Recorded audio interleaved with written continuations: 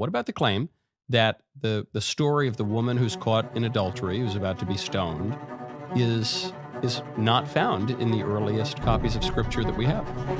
Yeah, so that is actually true. And that's this passage, right? John 7:53 through 8:11. It's known as the pericope adulterae.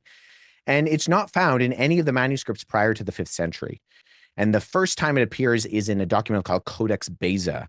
But he says he's aware of this story and he thinks it sounds like an authentic Jesus story. And there does seem to be precedence in a few quotations from the early church fathers. So while I don't think John wrote it, I think the language and the syntax and the way that it breaks up the text between the end of chapter 7 and the beginning of chapter 8. Now, remember, those chapters and verse divisions are later kind of ascriptions to the text to make it easier to read. Nonetheless, I think it still breaks up the narrative.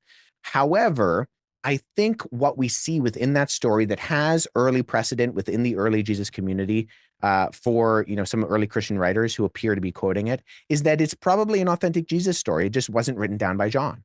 I think it has value and it has meaning. And even John himself says that he didn't write down everything that Jesus ever did. So I think we can see from the pattern of what rings true of an authentic Jesus narrative that the story of the woman caught in adultery fits.